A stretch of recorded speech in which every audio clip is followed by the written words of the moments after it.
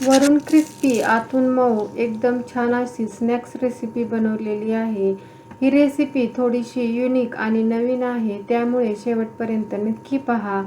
ही snacks recipe आपण मुलांच्या शाळेच्या डब्यालाही देऊ शकतो, कारण आता शाळा चालू झालेल्या आहेत, त्यामुळे मुलं रोज नवीन नवीन रेसिपी किंवा नवीन नवीन पदार्थ खायला मागतात। अशा वेळेस आपण असं काही नवीन बनवलं की मुलं आनंदाने डब्बा अगदी फिनिश करतात। नमस्कार, जया इंडियन रेसिपी चॅनलमध्ये सर्वांचं खूप खूप स्वागत आहे। इथे मी 2 मध्यम आकाराचे बटाटे घेतलेले आहेत, त्याच्यावरची साल काढलेली आहे आणि पाण्यामध्ये ठेवलेले आहेत। पाण्यामध्ये ठेवल्यामुळे बटाटे काळी पडत नाहीत। आता आपल्याला काय करायचं आहे, हे बटाटे स्वच्छ धुवून घेतल्यानंतर इथे मी एक खिसणी घेतलेली आहे आणि खिसणीने आपल्याला ही बटाटी छान अशी खिसून घ्यायची आहेत।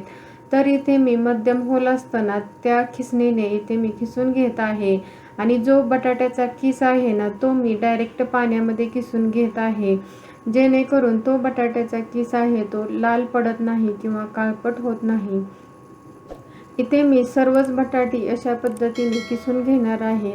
आता शाळा चालू झालेल्या आहेत आणि शाळा चालू झालं की आईंना अगदी टेन्शन असतं की रोज रोज डब्याला काय द्यायचं, आणि मुलं तर तेच पदार्थ खायला नको म्हणतात। तर एकदा अशा पद्धतीने ही नवीन रेसिपी नक्की ट्राय करून पहा। इथे मी सर्व बटाटी अगदी छान किसून घेतलेली आहेत आणि पुन्हा एकदा मी काय करणार आहे, हा जो बटाट्याचा किस आहे ना, तो हलक्या हाताने अशा पद्धतीने धुवून घेणार आहे। इथे मी हा बटाट्याचा किस 2 ते 3 वेळा पाण्याने स्वच्छ धुवून घेतलेला आहे, कारण तर बटाट्यामध्ये भरपूर स्टार्च असतो। इकडे मी कढईमध्ये 2 चमचे तेल टाकलेलं आहे, त्याच्यामध्ये बरोबर 1 छोटा चमचा जिरे टाकलेले आहेत। जिरे आपल्याला या तेलामध्ये छान फुलून द्यायचे आहेत। त्यानंतर साधारणतः अर्धा चमचा इथे मी रेड चिली फ्लेक्स म्हणजे सुक्या लाल मिरच्याच्या ज्या बिया असतात ना, ते टाकलेले आहेत। जर तुम्हाला तिखट हे स्नॅक्स बनवायचे असेल तर तुम्ही याच्याऐवजी हिरवी मिरची ही बारीक करून टाकू शकता। त्यानंतर इथे मी या वाटीने बरोबर 1 वाटी पाणी याच्यामध्ये ओतलेलं आहे आणि चवीनुसार मीठही टाकलेलं आहे। गॅसची फ्लेम फुल करायची आहे आणि याला छान अशी उकळी येऊ द्यायची आहे। इथे मी मुलांसाठी हा स्नॅक बनवत आहे, त्यामुळे हिरवी मिरची वापरलेली नाही।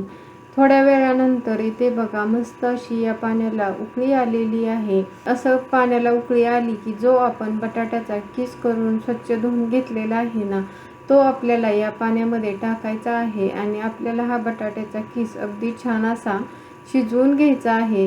हा बटाट्याचा किस लगेच शिजला जातो, कारण हा आपण अगदी पातळ असा किसून घेतलेला आहे, खूप जास्त जाडसर ठेवलेला नाही। तर इथे मी अशा पद्धतीने हलवून घेत आहे। इथे मी आता गॅसची फ्लेम लो केलेली आहे आणि कमी गॅसवरती हा बटाट्याचा किस असा शिजायला ठेवलेला आहे। इकडे मी ज्या वाटीने पाणी कढईमध्ये ओतलेलं होतं, त्याच वाटीने बरोबर अर्धी वाटी भगर म्हणजेच वरवी घेतलेली आहे, जी आपण उपवासाला खातो ना, तीच घेतलेली आहे। ही वरवी खूप जास्त हेल्दी असते, त्यामुळे आजचा स्नॅक्स मी या वरवीपासूनच बनवणार आहे। उपवासालाच का, तर आपण अशा पद्धतीने अधूनमधून ही वरवी खाऊ शकतो आणि खूप जास्त पौष्टिकही असते। इथे मी मिक्सरच्या भांड्यामध्ये अर्धी वाटी वरवी म्हणजेच भगर टाकलेली आहे। आता ही आपल्याला बारीक करून घ्यायची आहे। इथे बघा अशा पद्धतीने मी बारीक करून घेतलेली आहे, की रवा जसा बारीक असतो ना, त्याच पद्धतीने हेही छान असं बारीक करून घेतलेलं आहे। भगर म्हणजेच वरवी बारीक करत होतो तोपर्यंत इकडे बघा हा बटाट्याचा किस ही चांगला शिजलेला आहे। तरीही आपण व्यवस्थित चेक करून पाहायचा आहे, कारण इथे बघा हा बटाट्याचा किस आहे ना, तो असा ट्रान्सपरंट झालेला आहे, म्हणजे हा किस अगदी छान असा शिजलेला आहे। इथे मी तुम्हाला उलथाण्यावरती घेऊन दाखवते, बघू शकता कलर चेंज झालेला आहे आणि इथे मी हाताने तोडून दाखवते तर बघा लगेच तुटत आहे, म्हणजे हा बटाट्याचा किस अगदी छान असा परफेक्ट शिजलेला आहे। जी बारीक करून घेतलेली भगर आहे त्याच्यामधली अर्धीच भगर टाकलेली आहे आणि ती व्यवस्थित हलवून घेत आहे, जेणेकरून याच्यामध्ये गुठळ्या होऊ नये। निम्मी भगर व्यवस्थित मिक्स केली आणि त्याच्यामधल्या गुठळ्या मोडल्या की आपल्याला राहिलेली जी भगर आहे ना, तीही याच्यामध्येच टाकून व्यवस्थित मिक्स करून घ्यायची आहे। इथे बघा आता सर्व भगर टाकून झालेली आहे आता पुन्हा एकदा आपल्याला ही भगर व्यवस्थित मिक्स करून घ्यायची आहे. या मिश्रणामध्ये अजिबात गाठी किंवा गुठळ्या व्हायला नको आहेत. तोपर्यंत आपल्याला हे मिश्रण छान असं हलवून घ्यायचं आहे. आता हे मिश्रण अगदी छान असं घट्ट होईपर्यंत आपल्याला लो टू मिडियम गॅसवरती शिजवून घ्यायचं आहे. हे मिश्रण किती शिजवायचं ते मी पुढे व्हिडिओमध्ये सांगणारच आहे, त्यामुळे व्हिडिओ स्किप न करता शेवटपर्यंत नक्की पहा. इथे मी हे मिश्रण असं सतत हलवत होते. थोड्या वेळानंतर इथे बघा, हे जे मिश्रण आहे ना ते असं हलवलं की कढईपासून वेगळं व्हायला लागलेलं आहे, म्हणजेच कढईला जास्त चिकटून बसत नाही. अगदी याचा असा गोळा व्हायला सुरुवात झालेली आहे की समजायचं आहे की आपलं हे मिश्रण व्यवस्थित असं शिजलेलं आहे.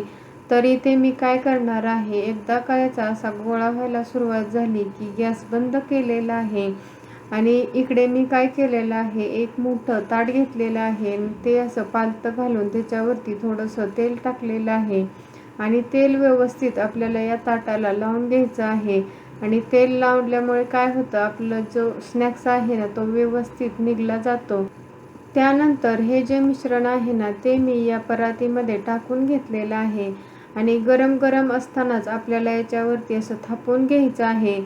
ज्यावेळेस हे मिश्रण गरम असताना त्यावेळेस आपण काय करायचं आहे, असा एखादा पेला घ्यायचा. पेल्याला खालच्या बाजूने थोडंसं तेल लावायचं आणि पेल्याने असं आपण थापून घ्यायचं आहे.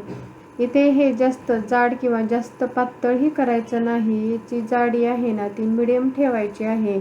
आता हे थोडंसं कोमट झालेलं आहे आणि त्यामुळे इथे मी हाताने व्यवस्थित असा याला आकार देत आहे आणि अशा पद्धतीने इथे मी चौकोनी आकारामध्ये हे असं सेट होण्यासाठी ठेवणार आहे.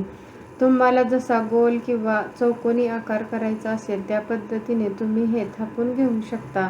इथे बघा, व्हिडिओमध्ये दाखवत आहे ना त्या पद्धतीने असं सेट होण्यासाठी ठेवायचं आहे आणि व्यवस्थित असं सेट झाल्यानंतरच आपण हे कट करायचं आहे. गरम गरम असताना अजिबात कट करायचं नाही. तर इथे मी हे पूर्णपणे थंड होण्यासाठी म्हणजे सेट होण्यासाठी ठेवलेलं आहे. थोड्या वेळानंतर हे बघा, असं छान असं पूर्णपणे थंडही झालेलं आहे आणि व्यवस्थित सेटही झालेलं आहे.